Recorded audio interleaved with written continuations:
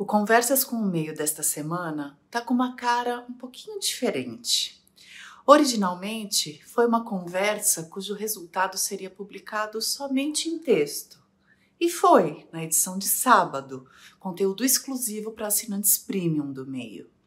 Só que o papo foi tão bom, tão rico, que alguns leitores nos pediram para oferecê-lo também em vídeo, aberto a mais gente. E essa é a nossa missão: espalhar jornalismo de qualidade pelo mundo digital. Então, cá estamos com alguns dos principais trechos da entrevista com um dos maiores especialistas em ditadura militar do Brasil, o historiador Carlos Fico.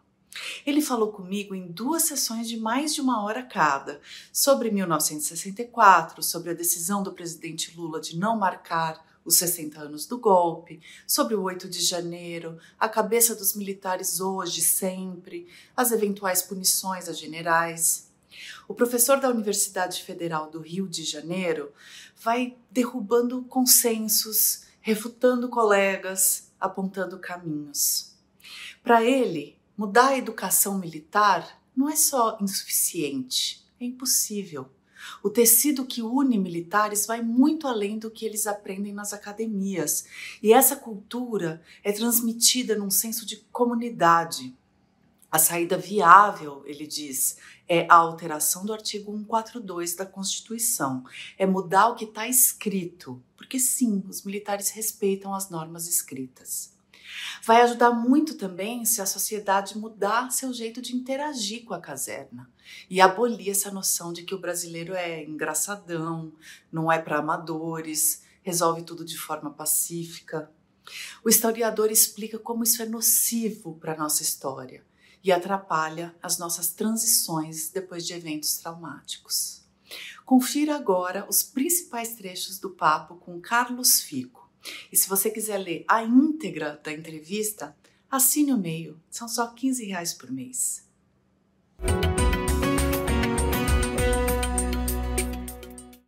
A gente já teve quantos golpes, tentativas de golpe? Não sei se foram 14. Eu estou escrevendo um livro justamente sobre isso, né? Sobre essas, não sei se foram 14 tentativas de golpe, creio que 6 bem-sucedidos. E, além dessas 14, teve um autogolpe e uma deposição de ditador, tudo por militares. Então, tudo isso foi feito por militares, desde a proclamação da República até ontem, contando com a tentativa de 2023, que fracassou. Então, o que distingue os militares, basicamente, é a posição legalista, né? Defesa da legalidade constitucional, ou a posição golpista, né? De dar o golpe por convicções doutrinárias, ideológicas, ou por interesse, digamos, material, né? Boquinhas, sinecuras e prebendas, e aqueles que não estão nem aí, né? Que ficam na moita, assim, para ver onde é que a coisa vai caminhar para se posicionar da melhor maneira possível a posteriori. Então, sempre foi assim, e continua sendo assim. Então, em 64 também. Sempre acontece assim, sempre aconteceu assim, sempre vai continuar acontecendo assim, porque nós teremos outras experiências desse tipo enquanto não enfrentarmos esse problema que é histórico estrutural. Eu me lembro que quando, depois do fim da ditadura e os governos Fernando Henrique, Lula, e que a gente teve a sorte de ter, meus colegas diziam: esse problema está superado, finalmente, graças a Deus. Eu falei: não tem superado nada. Enquanto a gente não mudar a Constituição e fizer o que tem que ser feito, vamos ter outros. Infelizmente, eu estava certo. E, infelizmente, acho que estou certo, porque isso poderá voltar a acontecer. Mas, então, o que distingue é isso: a posição legalista, a posição golpista, ou a posição aí de vamos ver o que vai dar para ver como eu me posiciono melhor. Agora, é claro que, em alguns momentos, houve assim a presença de fatores político-ideológicos, né? No golpe de 64 houve isso, no golpe de 37 houve também. Tanto no golpe de 37 quanto de 64, a gente poderia distinguir a presença e a atuação de militares que, em 37, eram conhecidos como militares getulistas, ou seja, que apoiavam Getúlio Vargas, e aquele projeto ali de algum favorecimento dos trabalhadores em relação à legislação social e trabalhista. Não fossem de esquerda, muito menos comunistas, que não eram, mas tinham simpatia política e ideológica por essa afirmação de um nacionalismo com viés trabalhista e estatizante. A gente poderia dizer assim, esses militares getulistas acabariam, alguns, né, acabariam sendo punidos pelo Estado Novo, né? Assim como em 64. Em 64, inclusive, em maior número, logo depois do golpe de 64, foi se constituiu um chamado Comando Supremo da Revolução, que aplicou as primeiras punições, entre aspas, revolucionárias. Né? E quem eram esses militares punidos? Novamente, eram militares associados ou à convicção político ideológica de João Goulart, ou majoritariamente aqueles que se posicionaram no contexto da legalidade, ou seja, não aderiram ao golpe. O João Goulart, sobretudo a partir do início do ano, de março de 64, depois do comício da Central, ele percebeu que o seu governo não ia mesmo terminar. Estou muito convencido disso, por uma série de indícios, de que, a partir do comício da Central, ele já sabia de que o seu governo não ia terminar, e, por isso mesmo, ele toma aquela série de iniciativas, não sei se 4 ou 5, que já vinham desde o ano passado, muito atabalhoadas, aparentemente, olhando assim, parece, poxa, mas ele era pouco habilidoso. Eu não acho que ele fosse pouco habilidoso, ele ali já estava, para usar uma expressão popular, chutando o pau da barraca, né? E talvez desejoso, aí é um talvez mesmo, talvez desejoso de emular o seu padrinho político em 1945.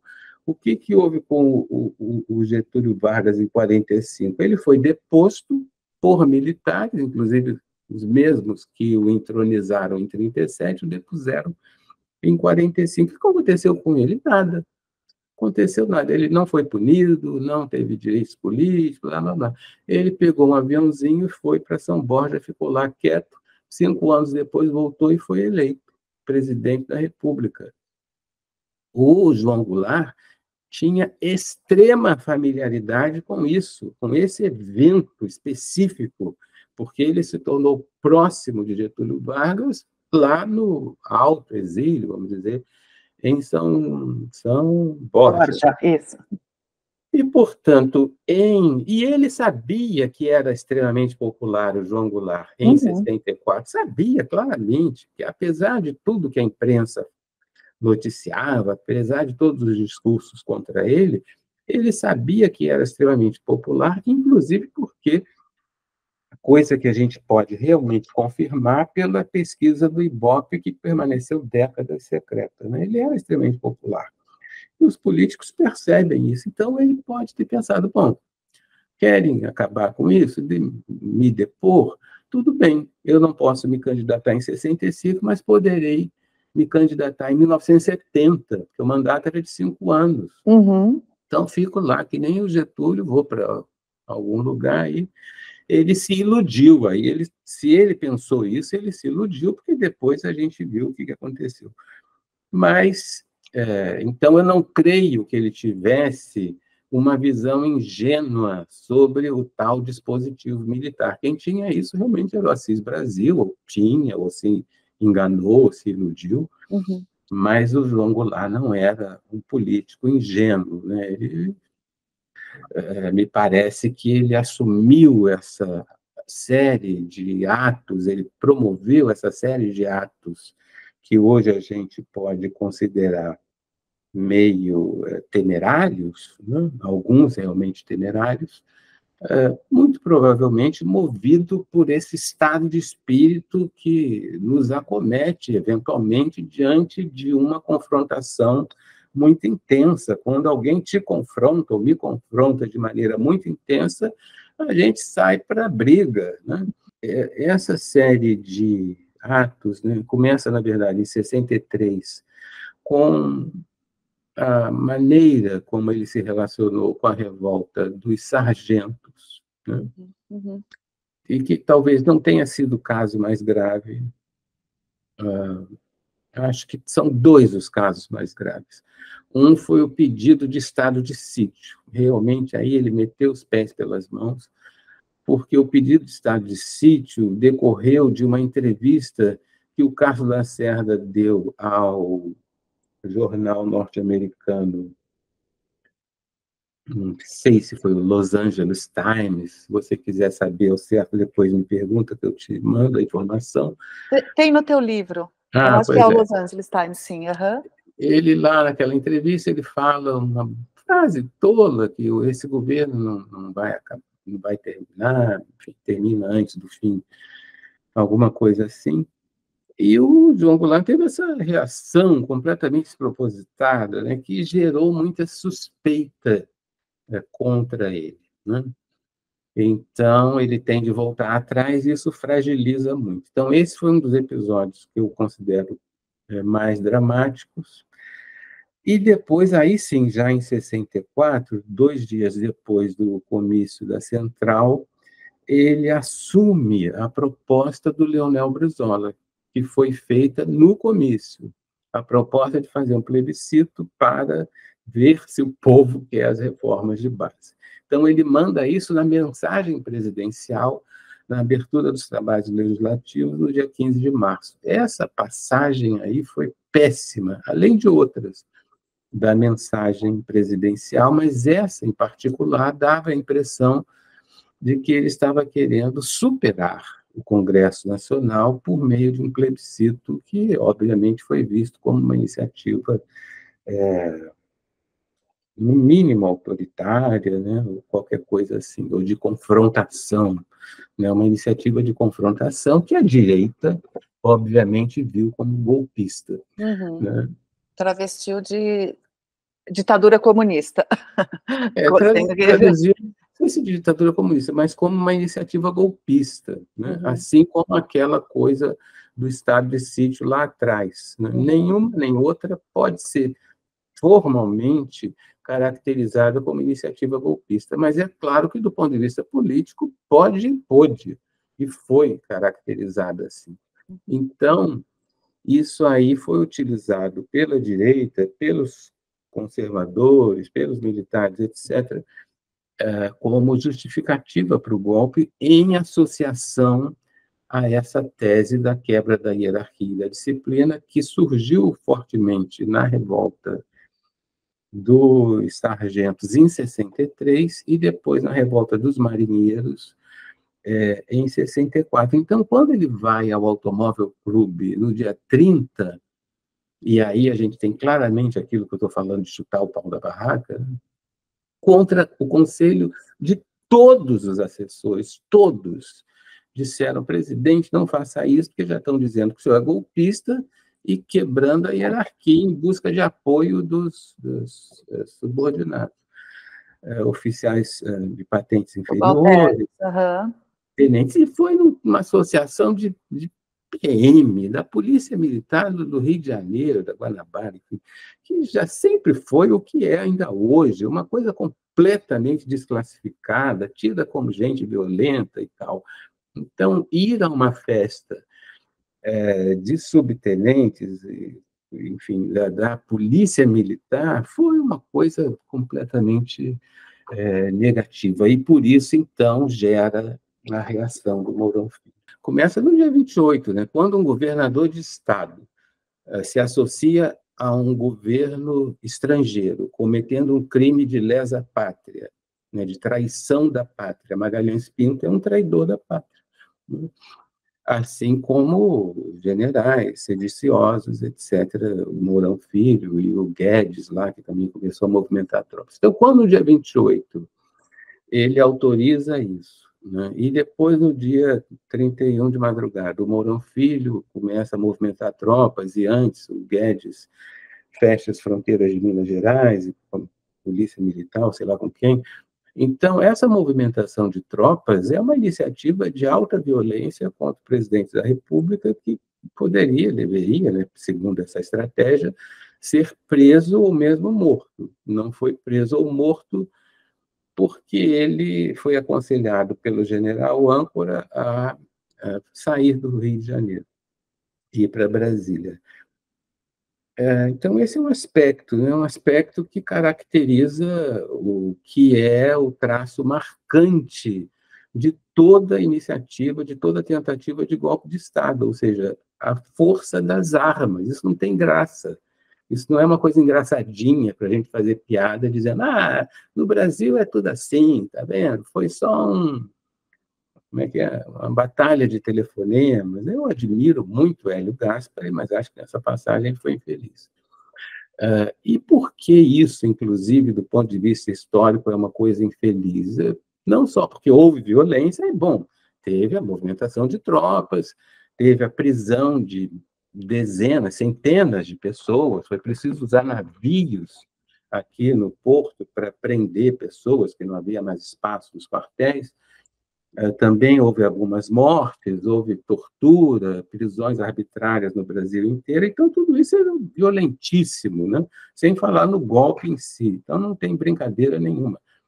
E mais ainda, essa visão, que é uma visão irônica, né, baseada nesse topos retórico muito recorrente no Brasil, de que nós somos assim, nós somos palhaços, nós somos engraçadões. Aquela frase infeliz do Tom Jobim, né, atribuída a ele, de que o Brasil não é para amadores, isso vai na mesma linha, né, como se nós tivéssemos essa característica específica de sermos tão incompreensíveis, porque somos, afinal, um povo singular, né? Tudo isso é uma mitologia que me parece das piores coisas que existem na tradição intelectual, historiográfica brasileira, assumida pela imprensa 100%.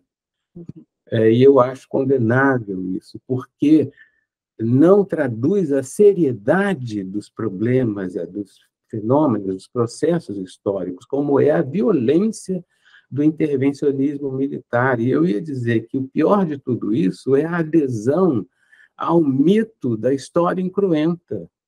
Porque quando você fala que somos engraçadinhos, tudo termina em pizza, o Brasil é só para, não é para amadores, ou foi uma batalha de telefonemas, ou a batalha de Tararé, que é dos exemplos mais terríveis, né, desse tipo de visão jocosa e que eu acho condenável.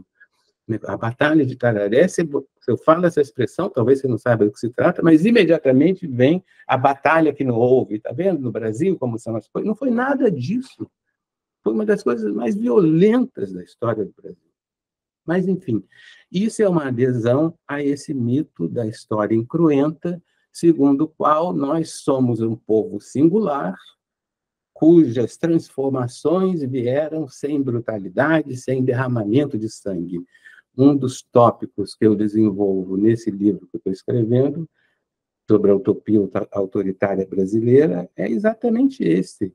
O quanto isso é prejudicial para nós, o quanto o tópico bíblico, inclusive, do sangue generoso, né, de não derramar o sangue generoso dos brasileiros, é recorrente nessa tradição que valoriza o mito da história incruenta, e, inclusive, é o que explica a atitude do João Goulart de não autorizar a reação à iniciativa golpista, né? Ele não autorizou exatamente por conta dessa tópica da história incruenta, do sangue generoso e tudo mais.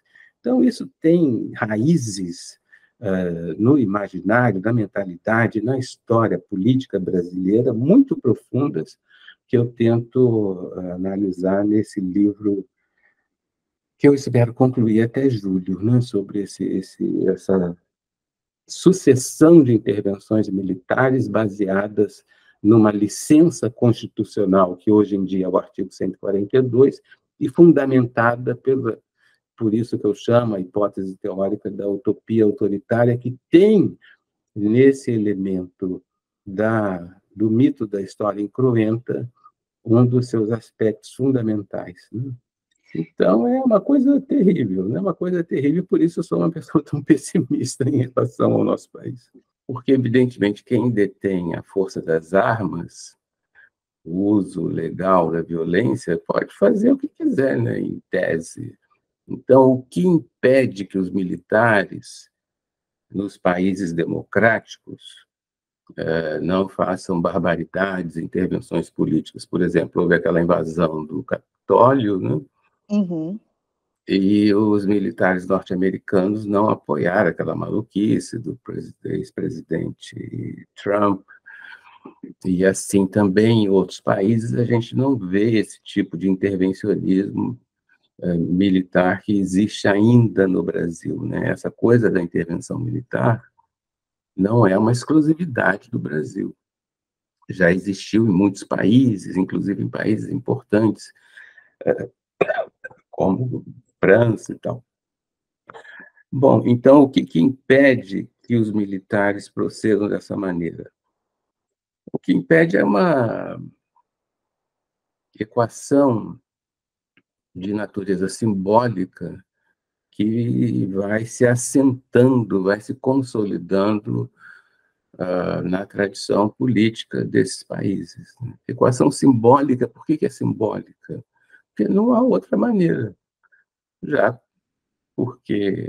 que, como eu falei, eles detêm as armas. Então, se der uma maluquice na cabeça, por exemplo, se naquela invasão do Capitólio, por algum motivo, por alguma fragilidade nesse equacionamento, alguns generais, sei lá, os chefes, o secretário do Departamento de Defesa tivesse enlouquecido, né, poderia ter dado muito errado aquilo. Então, você vê que é um detalhezinho que segura. E esse detalhe tem essa natureza simbólica e de tradição política. Simbólica porque se consolida como algo certo, ético, moralmente defensável e democrático, que os militares não intervenham nos assuntos políticos domésticos, né? Se consolida. Então, é uma coisa que depende dessa pedagogia democrática, né? Agora, essa pedagogia... Mas veja Não, só, desculpa. no caso do Brasil, essa pedagogia, na verdade, nunca foi exercitada, porque, como eu já te falei, desde a proclamação da República, por diversas razões, existe essa atribuição excessiva na Constituição.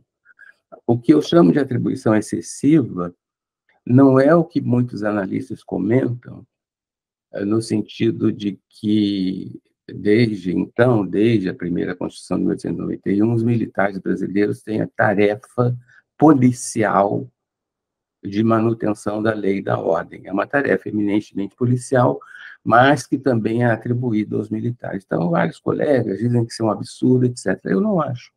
Acho que está certo, porque em situações graves, né, talvez a gente devesse esclarecer que isso só deve acontecer em situações mais graves. É claro que em situações mais graves, ou de incompetência da polícia, é possível, é admissível que eles atuem na garantia da lei e da ordem. Inclusive, a Constituição brasileira, o artigo 142, tem um bom equacionamento atualmente, porque na Constituinte de 88, alguns parlamentares, Afonso Arinos, Fernando Henrique e outros, eles introduziram um condicionante, ou seja, os militares podem garantir a lei da ordem, não me lembro agora a frase, desde que por iniciativa de um dos poderes constitucionais. Então, a minha crítica não é a isso. A minha crítica é a outra coisa, a garantia dos poderes constitucionais. Está desde sempre, desde o artigo 14 da Constituição de 1891 e também agora no 142. Então, sim, é isso que eu me refiro. E por que eu digo que é a única coisa que a gente pode fazer? Bom, tem colegas que falam assim, mas seria bom mudar o currículo das escolas militares. Isso é inútil. Por que é inútil? Porque a transmissão dessa convicção, a perenidade dessa interpretação de que os militares têm a obrigação, a incumbência constitucional de zelar pela sociedade, uma espécie de tutela, né, que reproduziria o velho poder moderador, a perenidade dessa interpretação equivocada não decorre do ensino militar, mas decorre da ambiência na caserna, né, nos quartéis. A reprodução dessa interpretação, ela ocorre dessa maneira, pelo próprio ambiente da vida militar. Existem estudos antropológicos que mostram como é que se dá essa convivência. Os militares têm uma especificidade que é um certo distanciamento ou autonomia em relação à sociedade, porque isso é uma vida muito peculiar, né? Tua família pode estar hoje aqui, amanhã vai para Belém do Pará. Os laços de solidariedade não necessariamente têm a ver com vínculos ideológicos, por exemplo, mas se fundamentam, às vezes, em laços assim de mais do que solidariedade, de admiração, de respeito, de acatamento diante de uma manobra, diante de uma missão militar. Então, é uma coisa muito própria, a vida militar, a vida em caserna. E é nesse ambiente que extrapola muito o ensino formal militar que se dá essa reprodução. E então não adianta mudar. Imagina me colocar lá numa escola militar dizendo assim, olha, vocês estão enganados, não foi uma revolução, foi um golpe. Eles vão dizer, e isso vai continuar, aquela ideia vai continuar. Então, e finalmente, esse gesto teria impacto, que muitos colegas também me recriminam, dizendo assim, mas isso que você fala é uma ilusão, porque quem é que vai supor que um militar ou militares vão deixar de dar um golpe porque está escrito na Constituição que não pode, né? Não é assim que funciona. As pessoas que têm força militar dão um golpe quando querem. Não é exatamente assim, porque também nessa psicologia, vamos dizer, militar, existe um componente fundamental que eu mostro nesse tal livro que eu estou escrevendo, e que se reproduz historicamente em todos os episódios de intervencionismo militar, esse componente que é tipicamente militar, o da observância da juridicidade, dos manuais, dos regulamentos. Quando, por dar um exemplo, quando o general Dutra resolveu, em 1937, dar o golpe militar que instaurou o Estado Novo, ele pediu ao presidente Getúlio Vargas que fizesse alguma coisa, desse uma legislação, no caso foi o estado de emergência e tal, estado de guerra. Assim também o Costa e Silva, em 64, antes de fazer as punições, ele pediu. E os militares, então, têm essa percepção da necessidade de observância das normas escritas. Isso é muito importante, o regulamento disciplinar, os regulamentos militares, o que fazer em tal condição, o que fazer em outra, e, sobretudo, a Constituição. A Constituição que, no entanto, eles interpretam de maneira equivocada, nesse caso próprio. Então, por isso que seria um gesto simbólico enormemente importante se que a sociedade brasileira fizesse claramente, portanto, por meio de uma emenda constitucional, a alteração do artigo 142. Em geral, existe na sociedade brasileira uma tradição de anistia. Então, isso aconteceu em vários casos, né? Os dois casos, talvez, mais famosos são os dois golpes de Estado tentados contra Juscelino Kubitschek, em 1959 e em 1956, me parece. Estão aí na lista. Jacareacanga e Aragarças. Foram tentativas também que fracassaram, completamente bobas, embora difíceis, porque foram sequestros de avião que foram para o norte do Brasil, e o JK rapidamente anistiou os golpistas, militares golpistas, até para sair como um cara magnânimo, etc. E tal. E assim em outros casos também. De modo que é uma situação que tende a isso quando se trata de um golpe fracassado. Agora, quando é um golpe vitorioso, não há que falar em julgamento, né? Porque, afinal de contas, nós somos presos. Quando há um golpe vitorioso, todo mundo vai preso, né? O fim da ditadura militar também é um negócio esquisito, né? Enaltece as instituições democráticas, a maneira como foi feita a transição da ditadura militar para a democracia. Alguns colegas meus dizem, mas teve a direta já, teve a sociedade civil se manifestando. Eu falo, olha, isso aí não conta, porque o que houve mesmo foi um projeto militar bem sucedido de transição da ditadura militar para a democracia. Nos próprios termos, né? Nos próprios termos, lei da anistia, autoanistia, aquela transição de 11 anos e tudo mais. Uhum. Então, o fim das ditaduras também fala muito sobre a consistência das instituições democráticas. E o fim das nossas duas ditaduras se deram por decisão militar e não por uma pressão das instituições, o que é uma posição minoritária, devo te dizer. A quase totalidade dos meus colegas acha que isso que eu estou falando é um absurdo, porque teve no fim do Estado Novo, teve o Manifesto dos Mineiros, teve o Congresso dos Escritores, teve isso, teve aquilo. E na ditadura teve movimentos sociais, resistência democrática, a direta já, a campanha da anistia. Então, você está dizendo que a sociedade não tem importância? Eu tenho essa discordância aí com meus colegas. Isso é uma coisa bem tradicional, bem típica do ambiente dos movimentos de defesa dos direitos humanos e da justiça de transição, a chamada justiça de transição, que é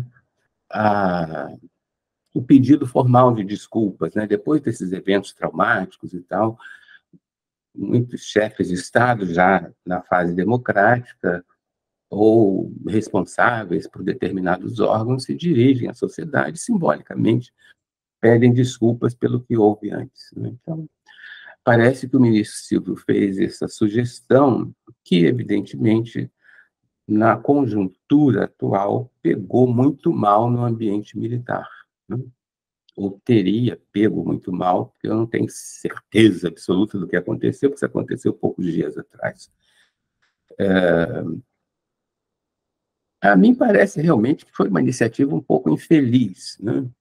Porque o Ministério dos Direitos Humanos poderia fazer muitas coisas em relação aos 60 anos do golpe, como o tal Museu da Memória, né, que parece que estava combinado. Tem tantas coisas que poderia fazer, apoiar a digitalização de documentos, né?